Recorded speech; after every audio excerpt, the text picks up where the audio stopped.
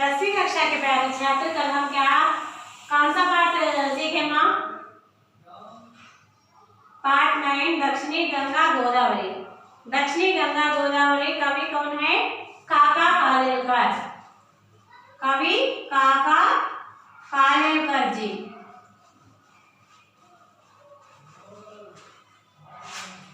काका कालेलकर।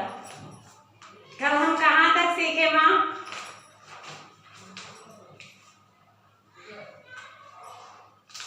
यहाँ से। और एक बार फिर से पढ़ूंगी, सुन लो। चेन्नई से राजमहेंद्री जाते हुए बिजवाड़ा से आगे क्या हुआ? सूर्योदय हुआ। बरसात के दिन थे, इसलिए पूछना ही क्या, जहां तहां विविध छटा वाली हरियाली फैल रही थी।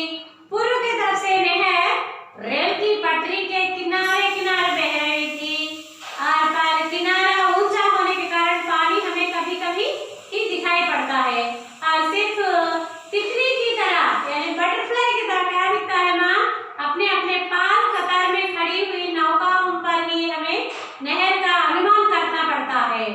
और बीच बीच में छोटे छोटे तालाब है, छोटे छोटे पॉइंट्स दिखे, जिनमें रंग बिरंगे बादलों वाले क्या आसमान में नहाने के लिए आते हैं। बादल कहाँ नहाने आते हैं? आसमान में नहाने के लिए उतरते हुए दिखाई पड़ते हैं।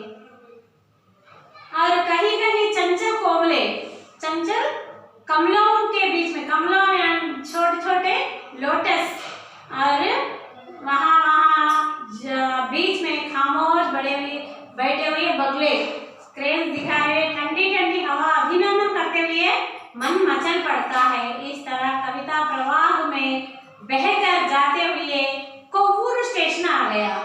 मन में यहाँ उमंग भरी, गोदावरी मैया का दर्शन होने लगेंगे। पुल पर से गुजरते समय दाएं देखे तो हमें उसी उधेड़ बुन में थे पुल आ रहा और भागमती गोदावरी अत्यंत विशाल पाठ दिखाई पड़ा। मैंने गंगा सिंधु सोनभद्र ऐरावती जैसे महान नदियों के विशाल प्रवाह भरकर देखे। बिजवाड़ा की कृष्णा माता का दर्शन भी किया। गर्व करता हूँ, लेकिन राजमहेंद्री के आगे गोदावरी का शान और शौकत निराली है।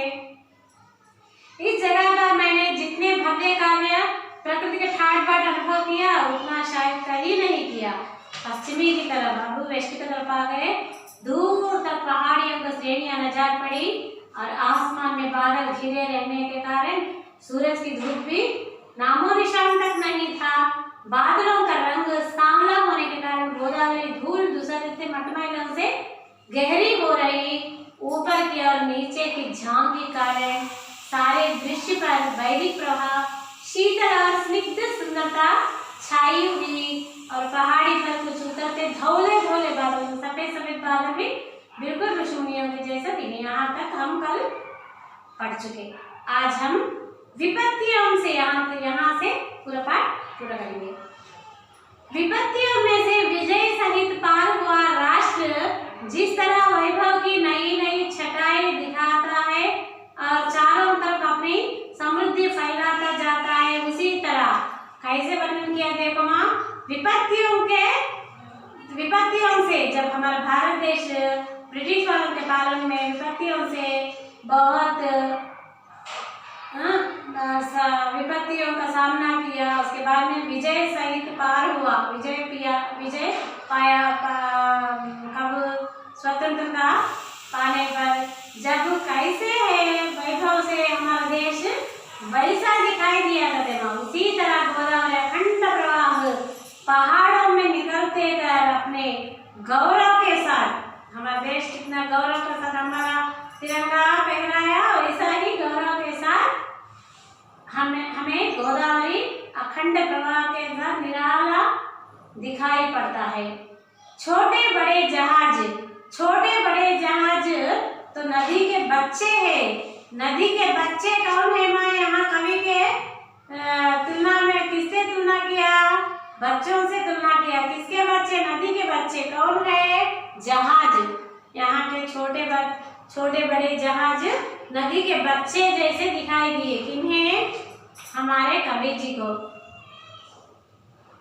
कविवर को, जो माता के स्वभाव से परिचित होने के कारण उनकी गोद में मनमाना नाचे। देखो माँ कवि कितना कैसे गहराई से सोचता है।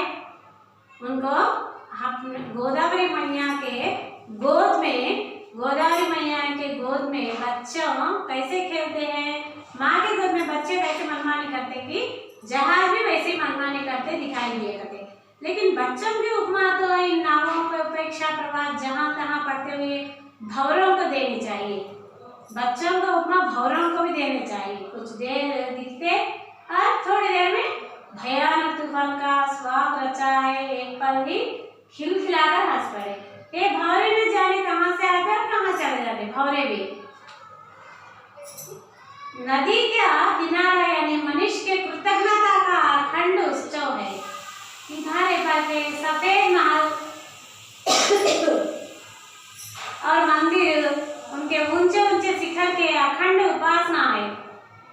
परंतु इतने ही काव्य संपूर्ण नहीं हो जाता, इसलिए भक्त लोग नदी की लहरों पर से मंदिरों के घंटानाद के लहरों पर इस पार से उस पार तक पहुंचते रहते हैं। यह काव्य इतना से पूरा नहीं होता। भक्त कैसे करते हैं, वह घंटानाद मंदिर के पास जाकर घंटानाद करते हैं, उसके वो पहुंच जाते रहते हैं पार से, वो घंटानाद इस पार से उस पार तक आवाज आती सुनाई देती है।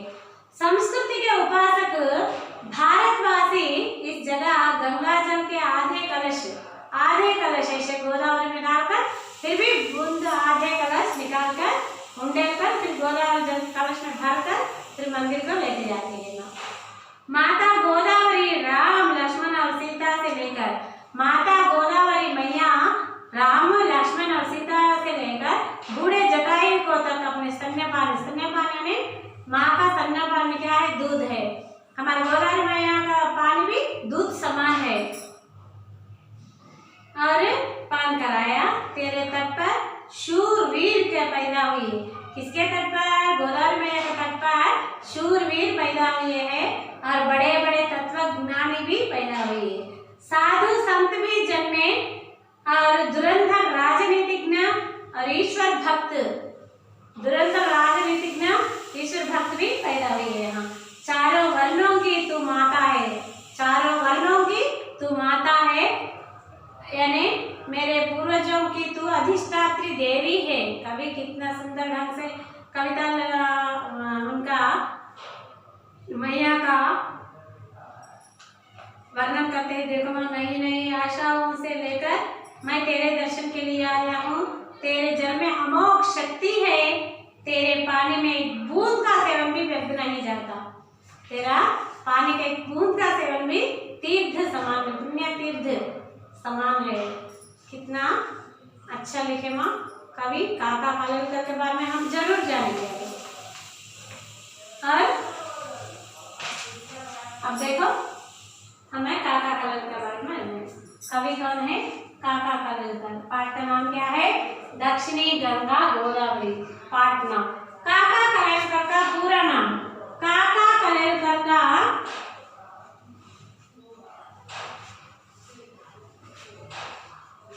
पूरा नाम, फुल नेम दत्तात्रेय बालकृष्ण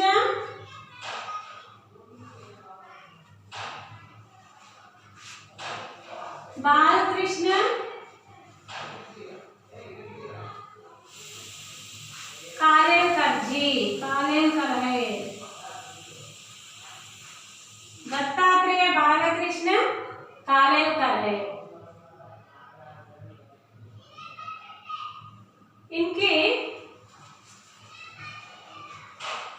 इनका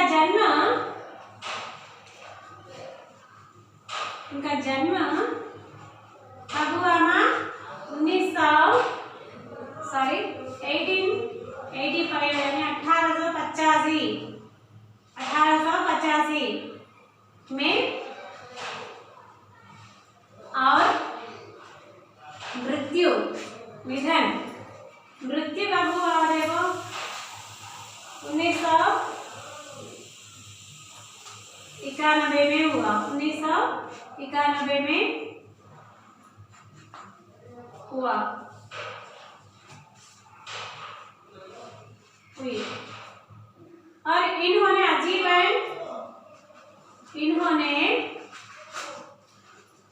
आजीवन यानी जीवन भर आजीवन गांधीवादी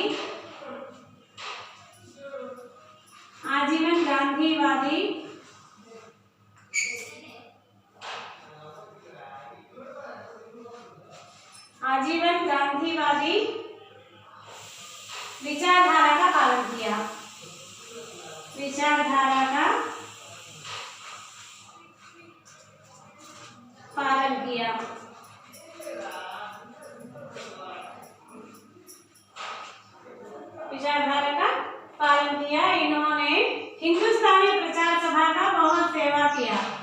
इन्होंने हिंदुस्तानी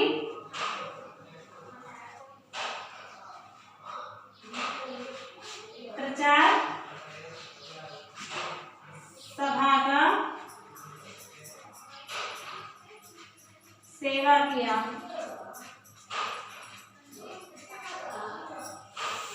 और राज्यसभा के सदस्य भी रहे।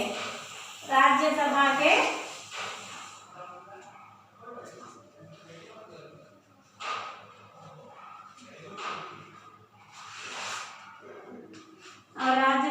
के सदस्य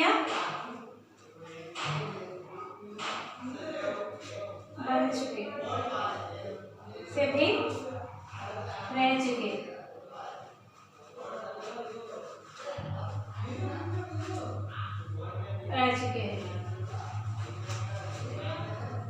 काका कालेलकर बारे में फिर भी एक बार सुना माँ।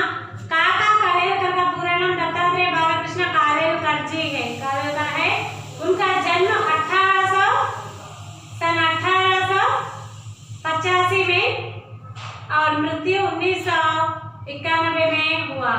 और इन्होंने आजीवन गांधीवादी विचारधारा का पालन किया। इन्होंने हिंदुस्तान प्रचार सभा वर्धा का माध्यम से हिंदी की खूब सेवा किया और वे राज्यसभा के सदस्य भी बन चुके हैं। एक बार पाठ पढ़ना माँ।